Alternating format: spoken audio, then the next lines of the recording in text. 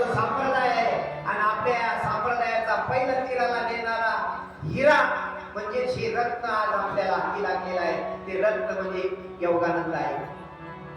आपली गुरु शिष्या परंपराला पहिलं तीराला नेणारं रत्न योगानंद आहे साहेबांना त्या रूपानं ईश्वरानंद स्वामीला मिळालेला आहे. जे करंजले गाजले त्याची म्हणे जो